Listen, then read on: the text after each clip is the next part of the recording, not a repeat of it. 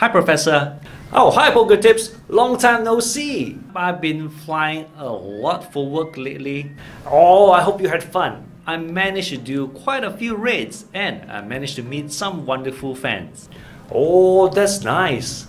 Listen, Professor, there's been quite a few updates. I'm just going to talk about 5 of them. What are they? Well, for starters, raid bosses CP have gone up. What? Yeah.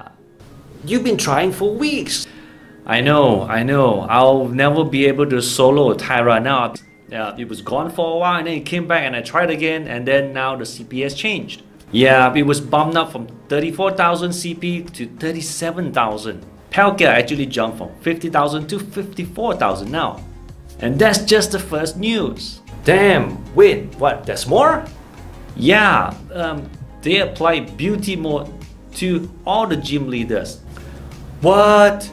Look at that. This is how it looks like in the past and this is how it looks like now. No. Yeah, Sparky really put on some weight. Gosh, he looks really fair. I wonder what facial wash is he using. But for some great news, there are 17 new Pokemons added to the Pokédex. No way, that many in just one day? But there's only 107 Pokemons in Gen 4. Yes way. Now in just one day, they added 14 catch and evolve ones and 3 that needs to be hatched. Quick question though. Mr. Mime Jr. is a regional Pokemon. Yeah. So if you can hatch it, then maybe you don't need to go to Europe. I guess so. There are actually 493 Pokemons with Arceus being the last one. Who's Arceus? Palkia's boss. Oh. Now according to Sinnoh legend, Dialga is the god of time, Palkia is the god of space, and Giratina is the god of antimatter. What matter? Antimatter. Antimatter. Right. So that explains also why Palkia is like standing so far away. Hello, god of space. Yeah. Oh, and some of the evolutions are gender specific. Like you can only evolve a female Snorunt into a Frostlass, and a male Killia can be only evolved into a Gallade. Oh, for the 4th news, Professor, when you use a shield in PvP battles, the color of the shield when a charge attack hits it will let you know whether the attack is super effective, not so effective, or neutral in damage. Interesting, but I'm not sure if that's a good idea. Why? Well, because sometimes during the PvP match, there's a lag, you might not be even able to see your opponent's shield, much less the color on that shield. Yeah, I do hope they'll fix that. Oh, and for the 5th big news, Professor. Oh, tell me. Lots of Pokemons now have new attacks. Oh, that's crazy. Yes, Snorlax can now learn a dragon type charge attack, Outrage. Machamp can use Rock Slide against flying types. Clefable now even knows Meteor Mash. Whoa, but what's the catch? It's really expensive to add a second charge attack in most cases, even to a Snorlax. Yes, 75,000 Stardust and 75 Snorlax candies. That's like catching 750 Pokemons and 20 plus Snorlaxes just to add the charge attack. And there's just for one of them. If you need one for the Great Leagues, Ultra Leagues and Master Leagues, then you gotta do it 3 times. Oh my gosh. Now, don't take my advice for this one, but if you happen to have a baby version of the Pokemon you want to add a second charge attacks, adding the second charge attack when it's a baby will cost way lesser. Ooh. Now, the only downside of this is that baby hatched Pokemons are already at by default level 20. Once you evolve it, chances are it's gonna go way past the Great Leagues. Ah. And if you want to power it up still, it's gonna still cost you candies and Stardust. Why are the 3 buttons so close together? Which ones? The power up, evolve and new attack buttons, they're just too close together. The 3 buttons are put so close together so that kids and adults or people with bad eyesight can accidentally press a button they don't want and waste a lot of Stardust and candies. That's crazy! Yeah, I know.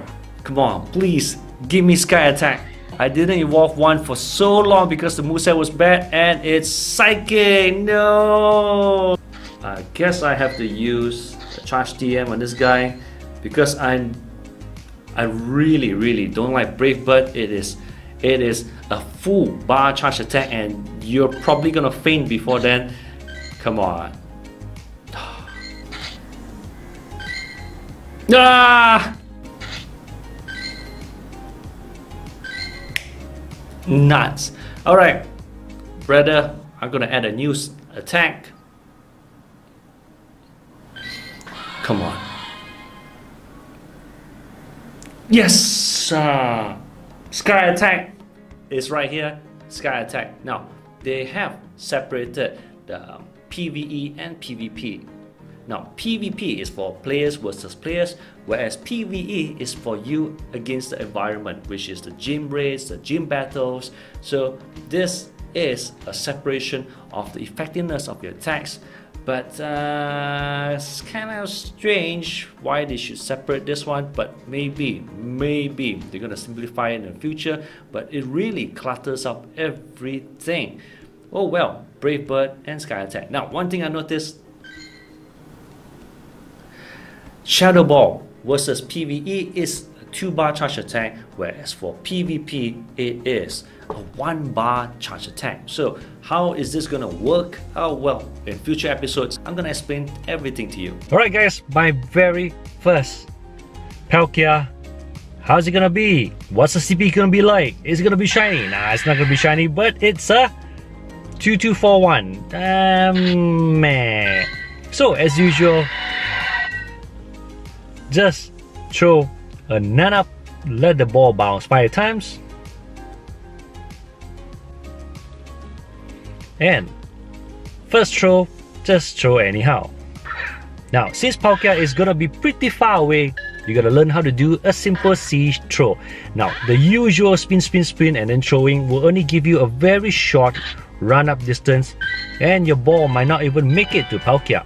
So I am going to shrink the circle, the target circle size to its head, and do a great throw. With such a small circle, that's still a great throw. Now remember the C shape, wait for its attack, and another great throw with an incredibly small circle. Now I think I should do excellent throw. Right. Come on, yep. Wait a minute, it's too small. Okay, so that's really small. Wait for its attack, and there it comes. That's still a great throw. It's incredibly small.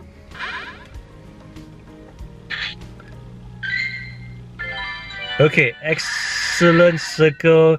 Should be right at its face. And that's an excellent throw.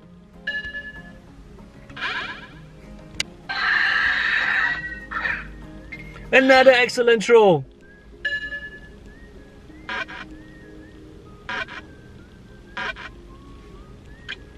And that's my Pokédex opener, guys. So,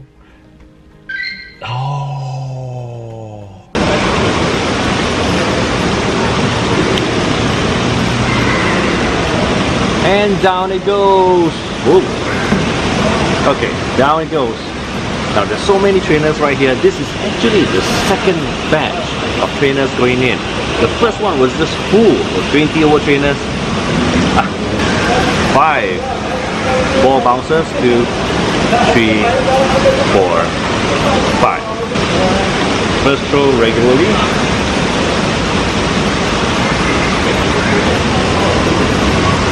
Now for great throws, shrink the circle down to this shoulder size.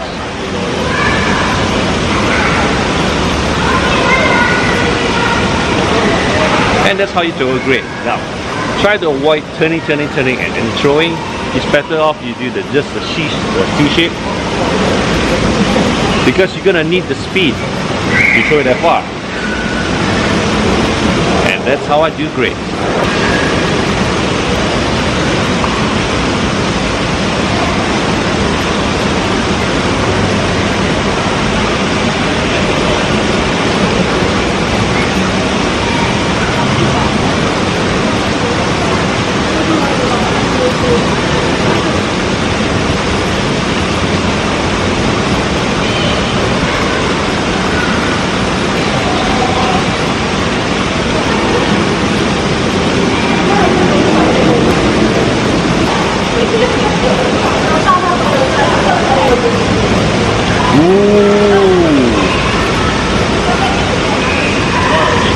Now, maybe you want to try it for an excellent throw. Here's how you do it. Shrink the circle down to the size of his helmet.